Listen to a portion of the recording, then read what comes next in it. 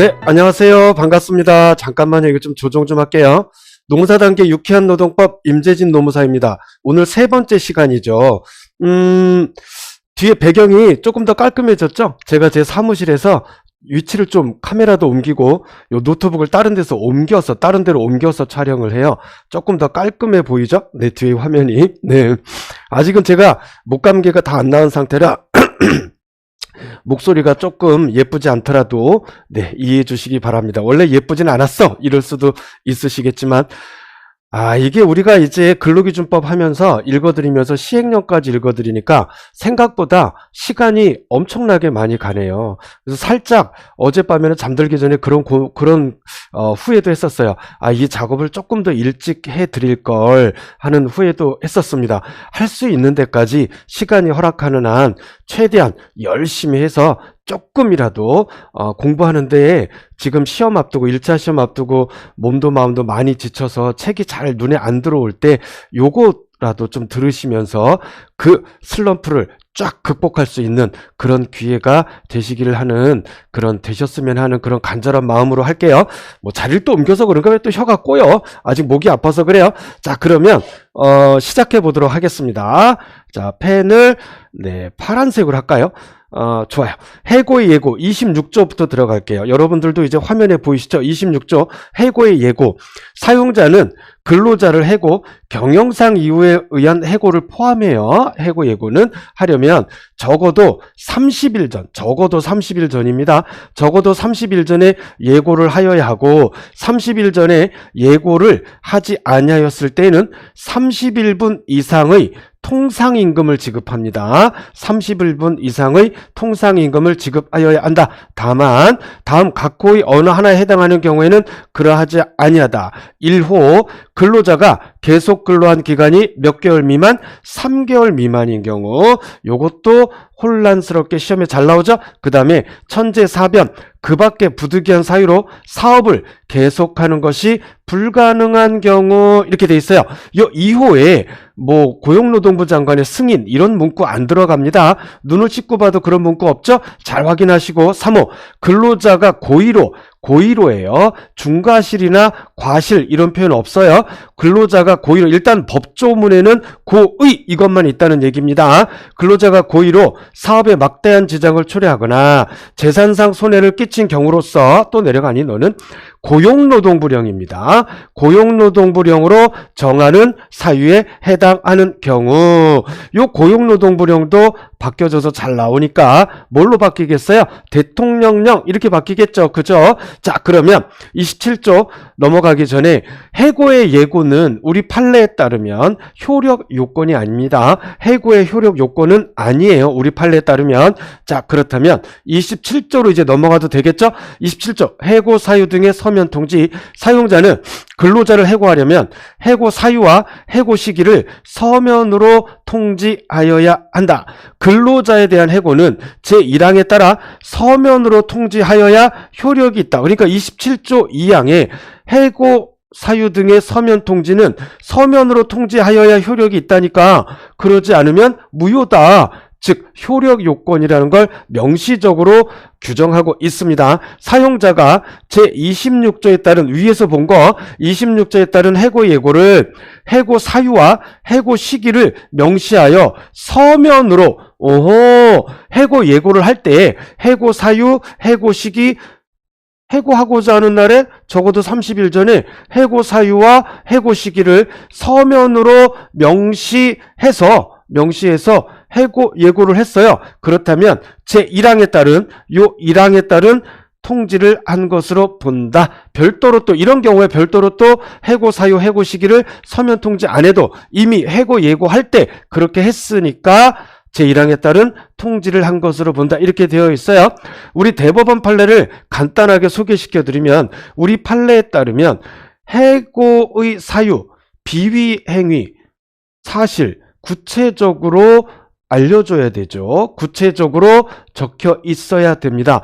취업규칙이나 단체협약의 조문만 나열하는 것은 그렇지 않다, 옳지 않다 이런 뜻입니다. 안 된다. 조문만 나열하는 건 안 된다 이런 뜻이에요. 그리고 또 하나의 판례가 있는데 근로자가 징계위원회에서의 소명 절차 등을 통해서 여러 가지 얘기가 오고 가겠죠.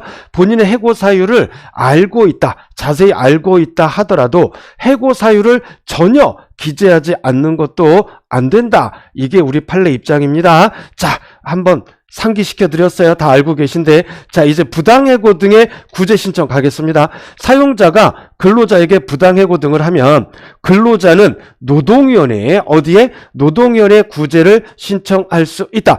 구제 신청은 부당해고 등이 있었던 날부터예요. 있었던 다음 날이 아닙니다. 부당해고 등이 있었던 날부터 몇 개월? 3개월 이내에 하여야 한다. 제척기간이 3개월 이내라는 의미입니다. 오케이. 부당해고 등이 있었던 날부터 3개월 이내에 하여야 한다. 앞에 있는 카메라가 좀 떨리는 것 같은데 화면에서 떨리거나 그러진 않으시죠? 자, 그러면 29조 조사 등 가겠습니다. 노동위원회는 제28조에 따른 구제 신청을 받으면, 요 위에 봤잖아요. 28조. 구제 신청을 받으면 지체 없이예요.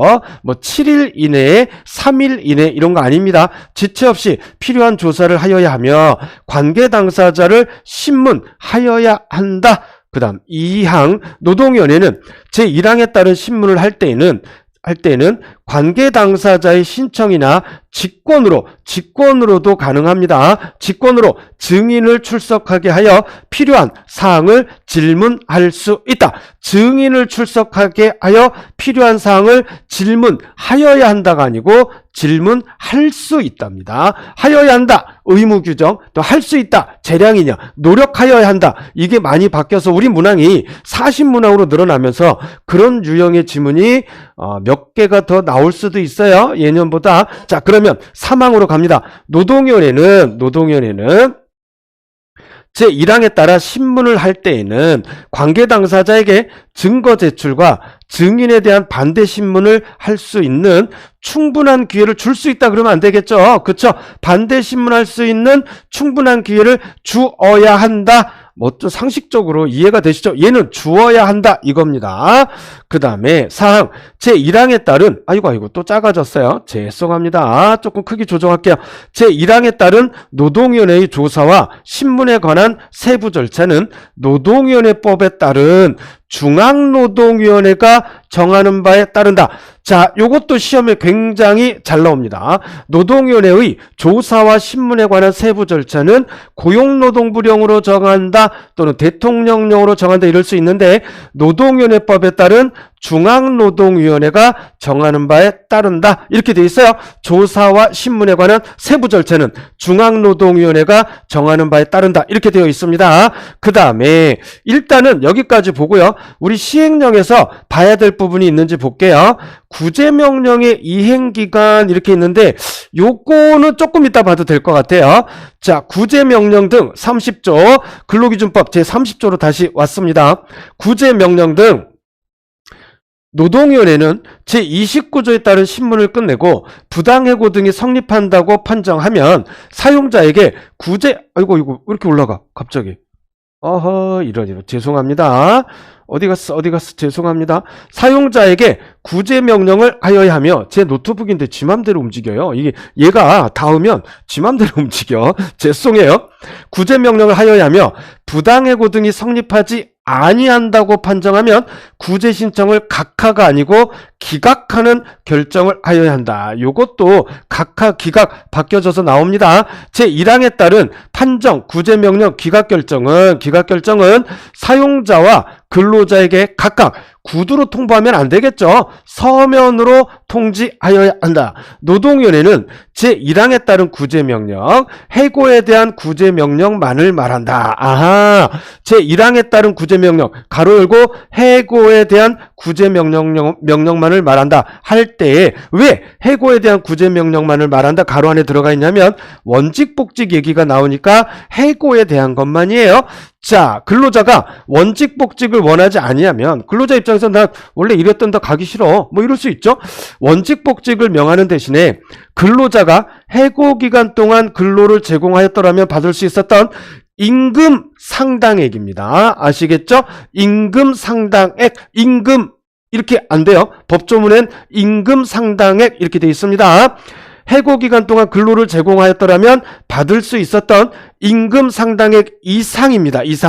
이상이란 말도 들어가요. 금품을 근로자에게 지급하도록 명하여야 한다가 아니고 명할 수 있답니다. 명할 수 있다. 아이고 어렵다. 그 다음 노동위원회는 근로계약 기간의 만료, 정년의 도래 등으로, 그렇죠. 근로계약 기간이 만료가 됐고 정년이 도래가 됐어. 그래서 이 등으로 근로자가 원직 복직이 불가능한 경우에도 가로 안에 거 읽어볼까요? 원직 복직 가로 열고 해고 이외의 경우는 원상 회복을 말한다. 그렇죠. 해고는 원직 복직이고 해고 이외의 경우에는 원상 회복을 뜻하겠죠. 말하겠죠. 불가능한 경우에도 제1항에 따른 구제 명령이나 기각 결정을 하여야 한다. 비교적 우리 최근 판례, 대법원 판례에 따라서 이 조항이 2021년도에 신설이 된 겁니다. 구제 명령이나 기각 결정을 하여야 한다. 왜 그러냐면 예전에는 원직 복직을 할 수 없는 경우에 어쨌든 뭐 임금 상당액, 이거는 민사 절차를 통해서 구제받을 수 있다. 이렇게 했었는데 판례가 바뀌었죠. 그렇죠. 판례가 바뀌었어요. 구제 신청에 구제 이익이 있다라고 바뀌었어요. 원직 복직이 불가능하더라도 임금 상당액을 청구할 수 있다면 이거는 구제 이익이 있는 거다. 이렇게 바뀌었잖아요. 자, 그래서 간단하게만 짚어드렸고 원직 복직이 불가능한 경우에도 구제 명령이나 기각 결정을 하여야 한다. 이 경우 노동위원회는 부당 해고 등이 성립한다고 판정하면 근로자가 해고 기간 동안 근로를 제공하였더라면 받을 수 있었던 임금 상당액입니다. 임금 상당액에 해당하는 금품을 사업주가 근로자에게 지급하도록 명할 수 있다입니다. 해고 이외의 경우에는 원상 회복에 준하는 금품을 말합니다. 그렇죠. 해고는 원직 복직이고 해고 이외의 경우에는 원상 회복에 준하는 금품을 말한다. 자, 구제명령 등의 확정 보겠습니다. 노동위원회법에 따른 지방노동위원회의 구제명령이나 기각결정에 지방노동위원회, 그럼 이제 재심은 중앙노동위원회 재심을 신청할 수 있겠죠.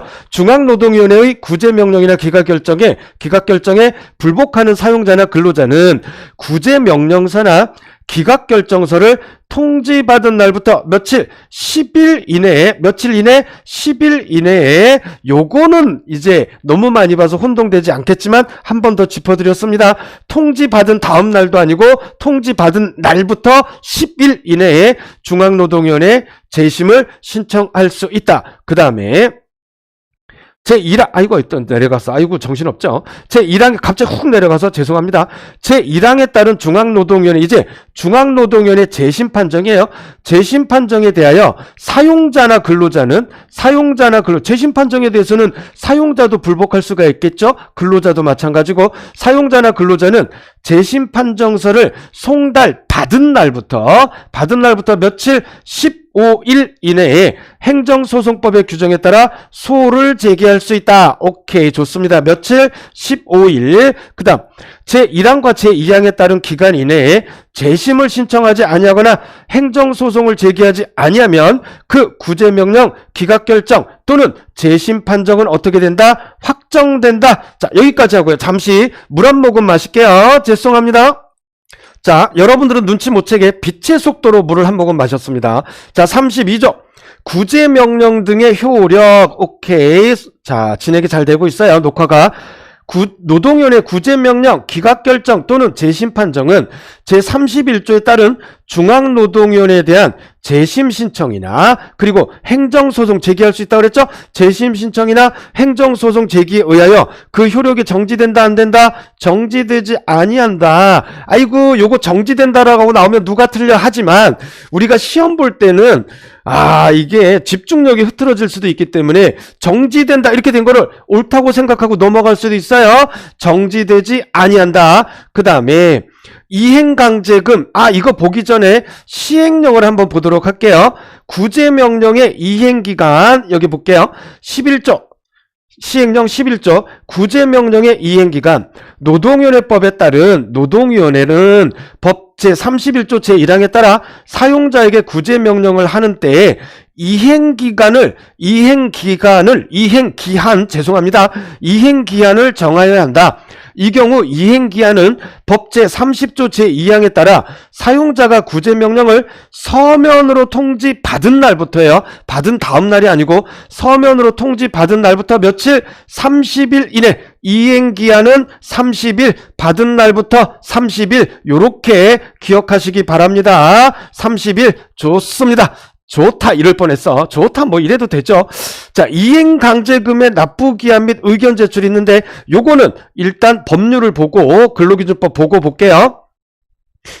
이행강제금 33조 1항 노동위원회는 구제명령 가로 열고 구제명령을 내용으로 하는 재심판정을 포함한다. 이하 이 조에서 같다. 즉 구제명령을 받은 후 이행기한까지 아까 이행기한 살펴봤잖아요. 그쵸? 30일 이행기한까지 구제명령을 이행하지 아니한 사용자에게 잘 보세요. 얼마? 3천만원 이하의 이행강제금을 부과한다. 3천만원 이하의 이행강제금을 부과한다. 요 숫자 꼭 기억하십시오. 그 다음에 노동위원회는 제1항에 따른 이행강제금을 부과하기 30일 전까지 이행강제금을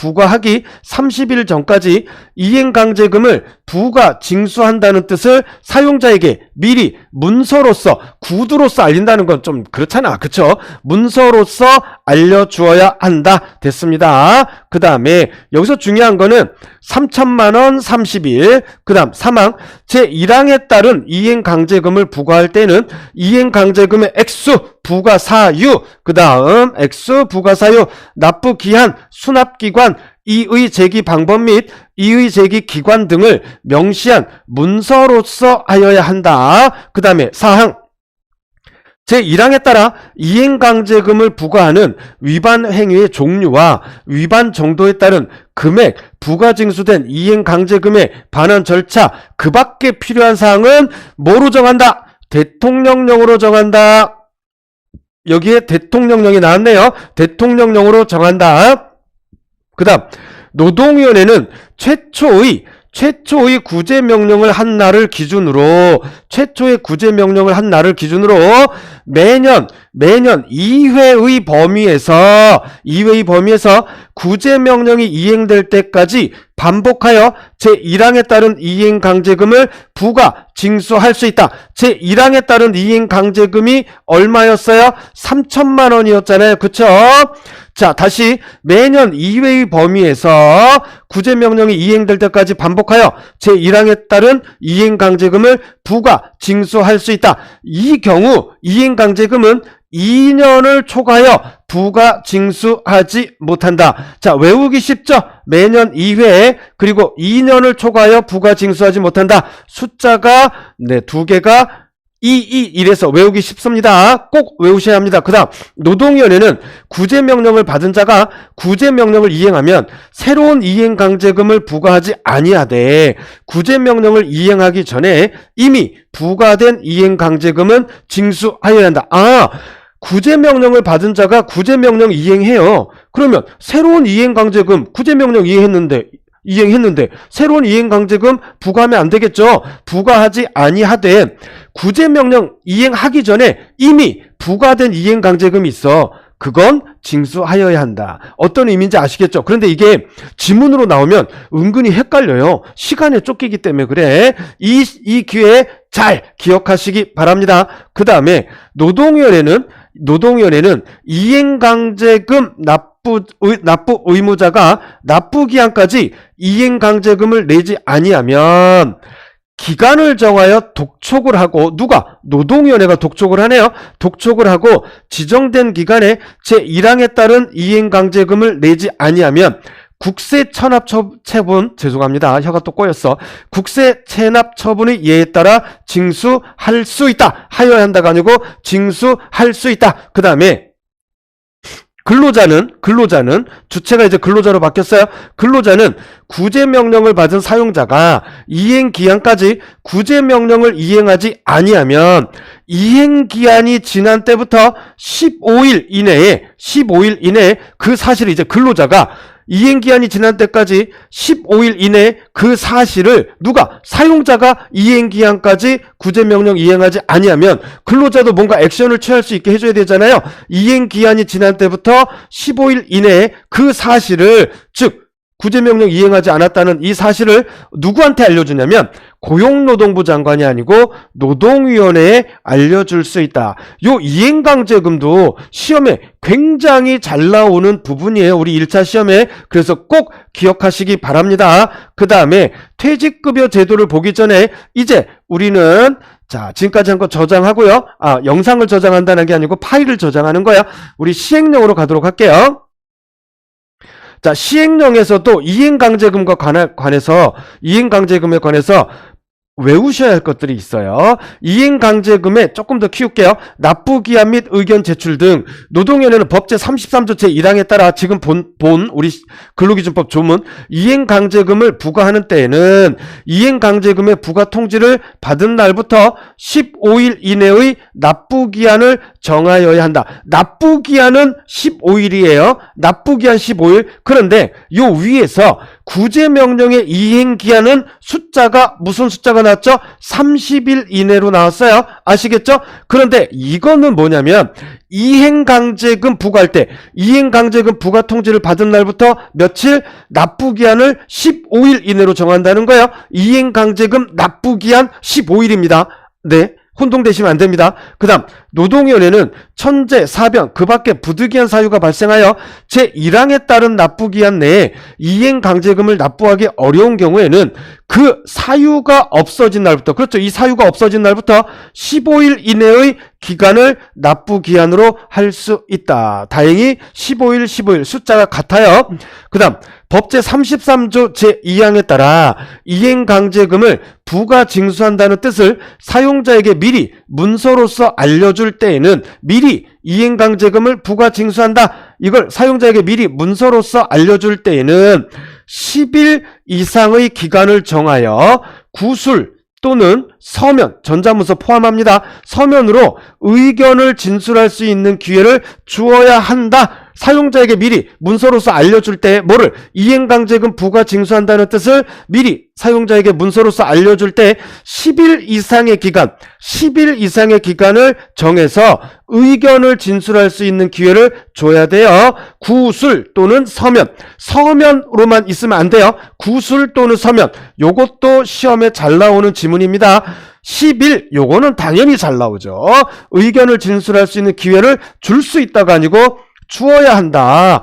사용자 입장에서는 의견 진술 기회가 주어져야겠죠. 그죠? 자, 이 경우 지정된 기일까지 의견 진술이 없는 때에는 의견이 없는 것으로 본다. 이행강제금의 징수 절차는 고용노동부령으로 정합니다. 고용노동부령으로 정한다. 이게 이제 시행령에 나와 있는 거니까 고용노동부령으로 내려간다. 이렇게 생각하시면 됩니다. 아시겠죠? 자, 이행강제금의 부과 기준.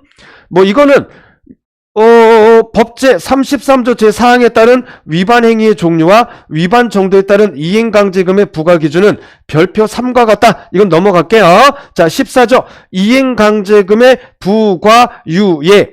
노동위원회는 다음 각 호의 어느 하나에 해당하는 사유가 있는 경우에는 직권 또는 사용자의 신청에 따라 누구의 신청이에요? 사용자의 신청. 왜? 이행강제금의 부과 유예이기 때문에 직권 또는 사용자의 신청입니다. 사용자의 신청에 따라 그 사유가 없어진 뒤에 이행강제금을 부과할 수 있다. 그 사유가 뭐냐? 자, 1호 구제명령을 이행하기 위하여 사용자가 객관적으로 노력하였으나 근로자가 소재불명이에요.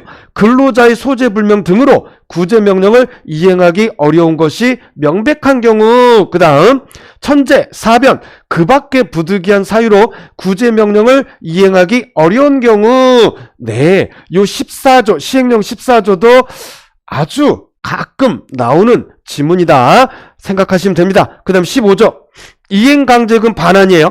노동위원회는 중앙노동위원회의 재심 판정이나 법원의 확정 판결에 따라 노동위원회의 구제명령이 취소가 되면 직권 또는 사용자, 이행강제금은 사용자가 낸 거니까 사용자죠. 그쵸? 직권 또는 사용자의 신청에 따라 이행강제금의 부과 징수를 즉시 중지하고 이미 징수한 이행강제금을 반환하여야 한다. 왜냐하면 취소되었으니까. 노동위원회 구제명령이 취소되었으니까. 아시겠죠? 네. 그래서 취소되면 직권 또는 사용자의 신청에 따라 이행강제금의 부과 징수를 즉시 중지하고 이미 징수한 이행강제금을 반환하여야 한다. 노동위원회가 제1항에 따라 이행강제금을 반환하는 때에는 이행강제금을 납부한 날부터 반환하는 날까지의 기간에 대하여 고용노동부령으로 이제 시행령에 이 규정이 있으니까 고용노동부령으로 내려가는 겁니다. 고용노동부령으로 정하는 이유를 곱한 금액을 가산하여 반환하여야 한다. 이행강제금 반환할 때 이유를 곱한 금액, 고용노동부령으로 정하는 이유를 곱한 금액을 가산해서 반환한다. 그렇구나. 제1항에 따른 이행강제금의 구체적 반환 절차는 마찬가지로 이게 시행령, 대통령령의 근로기준법 시행령에 있으니까 아래로 내려갑니다. 고용노동부령으로 정한다. 구체적 반환 절차는 그 다음에 미지급 임금에 대한 지연이자의 이율. 일단은 우리 요것도 파일을 잠깐 저장해두고 근로기준법으로 가도록 하겠습니다. 퇴직급여제도 근로기준법 제34조 사용자가 퇴직하는 근로자에게 지급하는 퇴직급여 제도에 관해서는 근태법 근로자 퇴직급여 보장법이 정하는 바에 따른다. 아이고 시험 앞두고 너무 외우기 힘든 부속법령 중에 하나죠. 그 다음에 요거는 이제 35조는 삭제가 됐다. 자 36조 금품청산 사용자는 근로자가 사망 또는 퇴직한 경우에는 그 지급 사유가 발생한 때부터 14일 이내에 14일 이내에 임금, 보상금, 그 밖의 모든 금품을 지급하여야 한다. 다만 특별한 사정이 있을 경우에는 당사자 사이의 합의에 의하여 기일을 연장할 수 있다. 됐죠? 네. 37조 미지급 임금에 대한 지연이자 사용자는 제36조에 따라 지급하여야 하는 임금 및 근로자 퇴직급여 보장법 제2조 제5호에 따른 급여 일시금만 해당됩니다. 전부 또는 일부를 그 지급 사유가 발생한 날부터 14일 이내에 지급하지 아니한 경우 14일 이내에 지급하지 아니한 경우 그 다음 날부터입니다. 아시겠죠? 지급 사유가 발생한 날부터가 아니네요. 그쵸? 지급 사유가 발생한 날부터 14일 이내에 지급하지 아니한 경우 그 다음 날부터 지급하는 날까지의 지연일수에 대하여 연 100분의 40 이내의 범위에서 은행법에 따른 은행이 적용하는 연체금리 등 경제 여건을 고려하여 대통령령으로 정하는 이율에 따른 지연이자를 지급하여야 한다. 이렇게 되어 있어요. 요거 좀 이따 시행령 보겠습니다. 왜냐면 대통령령으로 이렇게 되어 있으니까. 그 다음 제1항은 사용자가 천재, 사변, 그 밖에 대통령령으로 이건 지금 근로기준법이니까 한 단계 내려가면 대통령령이겠죠. 근로기준법 시행령이겠죠. 자, 대통령령으로 정하는 사유에 따라 임금 지급을 지연하는 경우 그 사유가 존속하는 기간에 대하여는 적용하지 아니한다. 자, 그러면 시행령을 보도록 할게요. 미지급 임금에 대한 지연이자의 이율 법 제37조 제1항에서 대통령령으로 정하는 이율이란 연 100분의 20을 말한다. 뭐 이제 쉽게 말하면 우리 20%, 20%, 20% 됐죠? 연 100분의 20을 말한다. 요것도 시험에 굉장히 잘 나오는 숫자입니다. 자, 그 다음에 다시 지연이자의 적용 제외가 있네요. 시행령에. 요것도 한번 보도록 할게요. 그 밖에 대통령령으로 정하는 사유 법 37조 제2항에서 그 밖에 대통령령으로 정하는 사유가 있었어요. 그게 뭔지 볼게요. 다시 시행령으로 다시 갑니다. 법 제37조 제2항 근로기준법 제37조 제2항에서 그 밖에 대통령령으로 정하는 사유 37조 제2항이 뭐였냐면 이거였죠. 이거 사용자가 천재사변 그 밖에 대통령령으로 정하는 사유에 따라 임금 지급 지연하는 경우 그 사유가 존속하는 기간에 대해서는 적용하지 아니한다. 그 대통령령 그 밖에 대통령령으로 정하는 사유 이게 뭔지 이제 시행령으로 보는 겁니다. 제1호 이게 시행령 18조예요. 임금채권보장법 띠디디 제7조 제1호까지의 사유 중 어느 하나에 해당하는 경우 그 다음 채무자 회상 및 파산에 관한 법률, 국가재정법, 지방자치법 등 법령상의 제약에 따라 임금 및 퇴직금을 지급할 자금을 확보하기 어려운 경우 그리고 지급이 지연되고 있는 임금 및 퇴직금의 전부 또는 일부의 존부를 법원이나 노동위원회에서 다투는 것이 적절하다고 인정되는 경우 그 다음 그 밖에 제1호부터 제3호까지의 규정에 준하는 사유가 있는 경우 이렇게 됐네요. 자, 그러면 다시 우리 법률로 갑니다. 근로기준법 이제 38조 임금채권의 우선변제가 있는데 요 임금채권의 우선변제는 여러분들께서 지금 제가 여기서 이거 차례대로 이렇게 막 최우선 변제 이거를까지 넣어서 제가 설명드리면 이게 지금 기초이론 기본이론 강의 시간이 되니까 법조문을 빨리빨리 읽어드려서 좀 필요한 거 좀 혼동될 수 있는 거 잊어버릴 만한 거 기억을 우리가 되새기는 리마인드하는 시간이기 때문에 여러분들 각자 갖고 계신 교재에서 임금채권 우선변제에 대해서 정리가 다 잘 돼 있을 거예요. 모든 교재가 그걸 보고 반드시 외우시기 바랍니다. 임금채권 우선변제 최우선변제는 정말 자주 나오는 파트라는 거 알고 계시죠? 자, 38조 읽어드릴게요. 제1항 임금, 재해보상금 그 밖에 근로관계로 인한 채권은 사용자의 총재산에 대하여 질권, 저당권 또는 동산채권 등의 담보에 관한 법률에 따른 담보권에 따라 담보된 채권 외에는 조세, 공과금 및 다른 채권에 우선하여 변제되어야 한다. 다만 질권, 저당권 또는 동산채권 등의 담보에 관한 법률에 따른 담보권에 우선하는 조세, 공과금에 대하여는 그러하지 아니하다. 다 외우고 계신 분들은 이 조문 따라 읽으시면서 기억이 새록새록 나실 겁니다.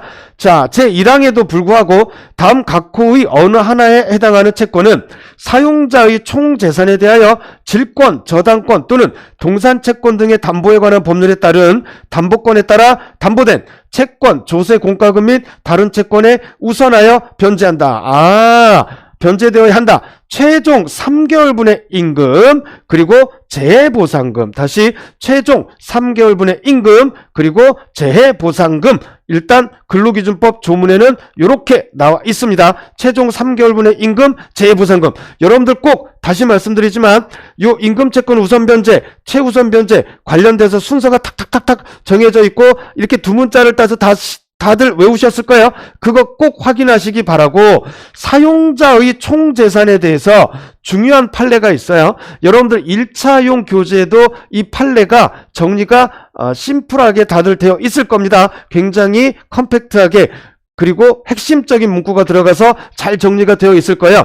사용자의 총재산에 관한 판례 사용자가 재산을 취득하기 전에 이미 담보권이 설정되어 있는 것에 대해서 우선 변제권 주장할 수 없다. 그리고 하나가 또 있어요. 네, 그거 꼭 확인하시기 바랍니다. 아시겠죠? 자, 그러면 사용증명서 볼게요. 39조 사용증명서 사용자는 근로자가 퇴직한 후라도 사용기간, 업무 종류, 지위와 임금 그 밖에 필요한 사항에 관한 증명서를 청구하면 사실대로 적은 증명서를 즉시 내주어야 합니다. 아시겠죠? 즉시 제1항의 증명서에는 근로자가 요구한 사항만을 적어야 한다. 요구하지 않은 사항도 적을 수 있다. 이러면 틀린 겁니다. 아시겠죠? 필요한 경우에는 근로자가 요구하지 않더라도 기재할 수 있다. 이런 지문은 틀립니다. 근로자가 요구한 사항만 only 근로자가 요구한 사항만을 적어야 한다. 자, 그러면 시행령에 한번 볼 게 있을 거예요.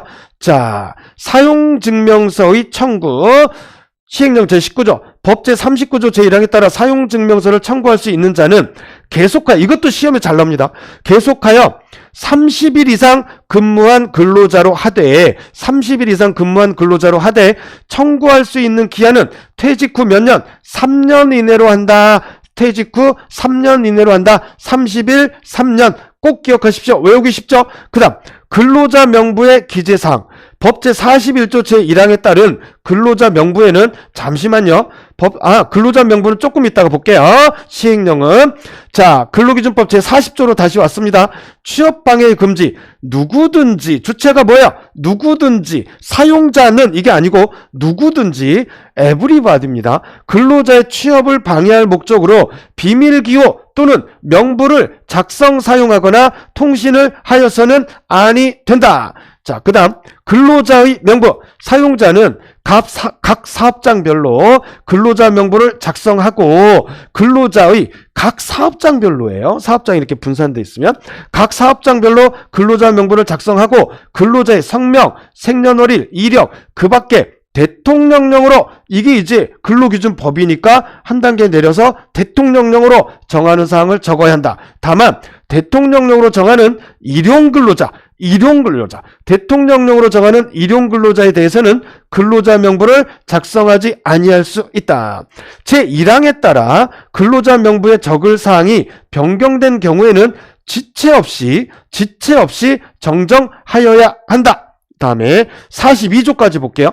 계약서류의 보존 사용자는 근로자 명부와 대통령령으로 정하는 근로계약에 관한 중요한 서류를 몇 년간? 3년간 보존하여야 한다. 요것도 시험에 굉장히 잘 나옵니다. 3년간 보존하여야 한다. 자, 그렇다면 이제 우리 시행령으로 가도록 할게요. 시행령 20조 근로자 명부의 기재사항 법 제41조 제1항에 따른 근로자 명부에는 고용노동부령으로 정하는 바에 따라 다음 각호의 사항을 적어야 한다. 성명, 성별, 그 다음에 생년월일, 주소, 이력, 종사하는 업무의 종류, 고용 또는 고용갱신연월일 계약기간을 정하는 경우에는 그 기간, 그리고 그 밖의 고용에 관한 사항, 그리고 해고, 퇴직 또는 사망한 경우에는 그 연월일과 사유, 그 밖에 필요한 사항 이렇게 있어요. 그 다음 근로자 명부 작성의 예외 사용기간이 30일 미만인 일용근로자입니다. 다시 사용기간이 30일 미만인 일용근로자에 대하여는 근로자 명부를 작성하지 아니할 수 있다. 사용기간이 30일 미만인 아까 근로기준법에서 이렇게 시행령으로 위임을 했죠. 그겁니다. 사용기간이 30일 미만인 일용근로자에 대해서는 30일 미만인 일용근로자 시험에 잘 나옵니다. 대하여는 근로자 명부를 작성하지 아니할 수 있다. 그 다음에 보존 대상 서류 등 대통령령으로 정하는 근로계약에 관한 중요한 서류 3년간 보존하라고 그랬죠. 여기 있네요. 3년간 보존하여야 한다 이랬잖아요. 그리고 대통령령으로 정하는 근로계약에 관한 중요한 서류라고 했으니까 이제 그걸 살펴보는 거예요. 시행령 갑니다. 근로계약서, 임금대장, 임금의 결정, 지급 방법과 임금 계산의 기초 이걸 어떻게 다 외워요? 그죠? 중요한 것만 볼게요. 고용, 해고, 퇴직에 관한 서류, 승급, 강급에 관한 서류, 휴가에 관한 서류, 그 다음에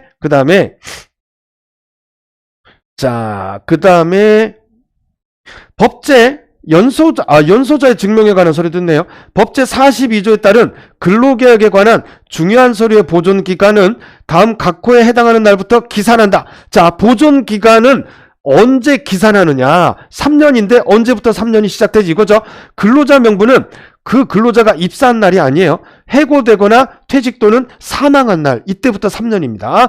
근로계약서는 근로관계가 성립된 날이 아니고 끝난 날. 그리고 임금대장은 마지막으로 임금대장에 써 넣은 날 아시겠죠? 네, 마지막 급여를 받을 때 이렇게 적잖아요. 그러니까 마지막으로 써 넣은 날. 그 다음 고용, 해고 또는 퇴직에 관한 서류는 근로자가 해고되거나 퇴직한 날이죠. 그 다음에 제1항 제8호의 그 밖의 서류는 완결한 날. 서면 합의 서류 제1항 제8호가 어딨죠?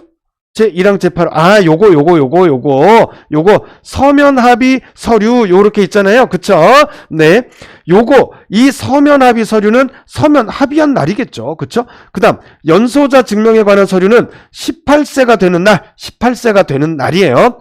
18세가 되기 전에 해고되거나 퇴직 또는 사망한 경우에는 그 해고되거나 퇴직 또는 사망한 날, 그리고 그 밖의 서류는 완결한 날, 이렇게 돼 있어요. 근데 대통령령 이 부칙 제2조의 규정에 의하여 이 시행령 2조에 제1항 제8호의 개정 규정 중 제1항 제8호의 개정 규정 개정 규정 중 법 제53조 제3항에 관한 부분은 2022년 12월 31일까지 유효하다 이랬어요. 법 제53조 제3항에 관한 부분만 제가 순식간에 한번 넘어가 보도록 하겠습니다. 잠시만요. 자, 우리 근로기준법 53조 제3항으로 순식간에 왔습니다. 연장 근로의 제한, 이거 두 번째 시간에 제가 살펴봐드렸던 거죠. 요거예요. 표시가 됐죠. 상시 30명 미만의 근로자를 사용하는 사용자는 다음 각호에 대하여 근로자 대표와 서면으로 합의한 경우, 여기 있죠. 1항 또는 2항에 따라 연장된 근로시간에 대하여 1주간에 12시간을 한도로, 오케이, 당사자 간에 합의하면 1주간에 12시간을 한도로 이 연장된 근로시간에 대하여 1주간에 8시간을 초과하지 아니하는 범위에서 여기에 더하는 거니까 12시간에 8시간을 더 더할 수 있네요. 그럼 어제 제가 잘못 읽었어. 18시간이었는데 20시간이네요.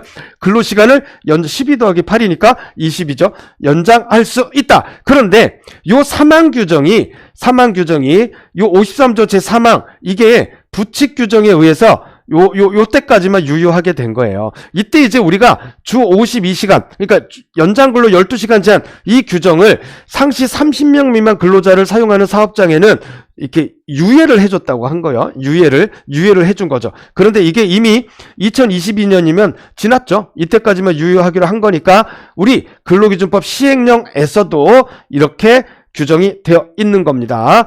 그 다음에 임금에 대한 거 시행령은 여기까지 보고 우리 잠시만요. 우리가 이제 근로기준법 우리가 이제 다음 거가 뭔지 빨리 보도록 할게요. 조금만 기다리세요.